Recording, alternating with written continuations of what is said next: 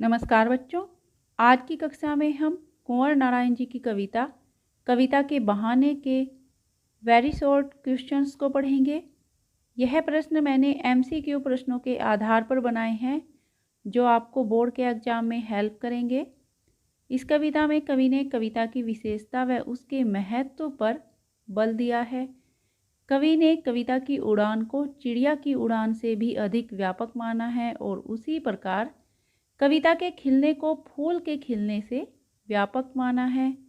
कवि ने कविता को बच्चों के खेल के समान माना है, क्योंकि जिस प्रकार बच्चों के सपनों की कोई सीमा नहीं होती, वह भविष्य की ओर उड़ान भरते हैं, उसी प्रकार कविता भी शब्दों का एक खेल है जिस पर किसी का कोई बंधन नहीं होता। पहला प्रश्न है, कविता के पंख लगाकर कौन उड़ता है? कविता के पंख लगाकर कवि उड़ता है, क्योंकि कवि अपनी कल्पनाओं के माध्यम से कविता को व्यक्त करता है और कविता समाज के घर घर तक पहुंचती है, जिससे पाठकों को यानी पढ़ने वालों को आनंद मिलता है। कविता के पंख लगाने में कौन सा अलंकार है? कविता के पंख लगाने में रूपक अलंकार है। चिड़िया क्या जाने में कौन सा अलंकार है? चिड़िया क्या जाने में दो अलंकार है, एक प्रश्नालंकार और दूसरा मानवीकरण अलंकार, क्योंकि यहाँ एक तरह से प्रश्न किया गया है कि चिड़िया क्या जाने, और मानवीकरण अलंकार इसलिए है क्योंकि चिड़िया से मानव की तरह ज्ञान की अपेक्षा की गई है, यानी चिड़िया को मानव की तरह माना गया है। बिना मुरझाए बाहर भीतर कौन महकता है? बिना मुरझाए बाहर भीतर कविता महकती है, क्योंकि फूल तो कुछ समय के बाद मुरझा जाता है, लेकिन कविता एक ऐसा फूल है जो बिना मुरझाए सब ओर महका करती है और अनंत काल तक सुगंध बिखेरती रहती है।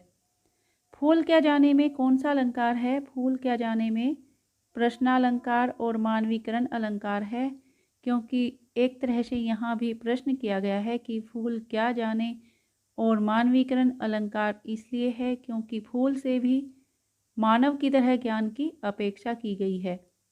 चिड़िया की उड़ान को कविता की उड़ान के सामने कैसा माना गया है? चिड़िया की उड़ान को कविता की उड़ान के सामने तुच्छ और हेय माना गया है, अर्थात अच्छा नहीं माना गया। कविता की तुलना किससे की गई है? कविता की तुलना चिड़िया से की गई है।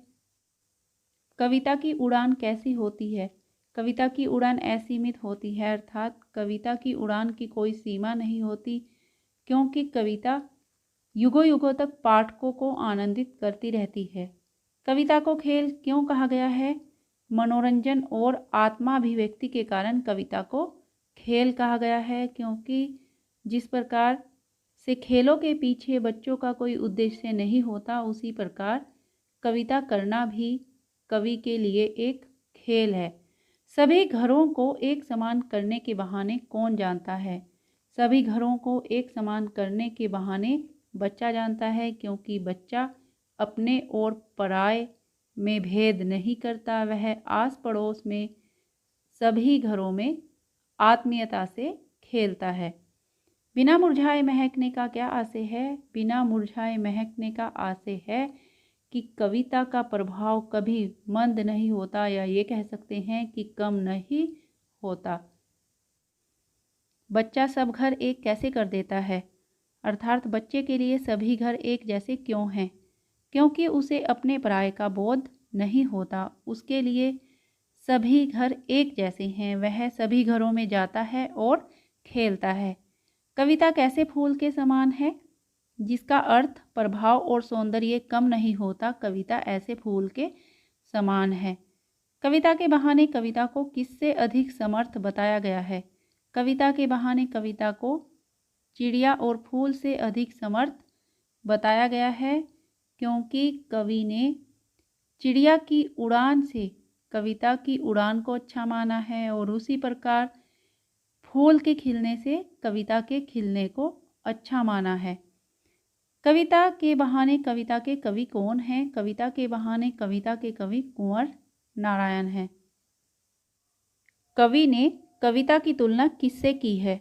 कवि ने कविता की तुलना चिड़िया, फूल और बच्चे से की है, कविता के बहाने कविता में किस छंद का प्रयोग हुआ है? कविता के बहाने कविता में मुक्त छंद का प्रयोग हुआ है। यह कविता मुक्त छंद में लिखी गई है।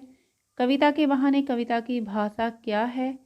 कविता के बहाने कविता की भाषा तत्सम शब्दावली युक्त खड़ी बोली है। कविता कहाँ उड़ सकती है? कविता मानव के आंतरिक व बाह्य रूप में उड़ सकती है, अर्थात कविता मानव के अंतर्मन को भी प्रभावित करती है और मानव के बाह्य रूप को यानी बाहरी रूप को भी प्रभावित करती है।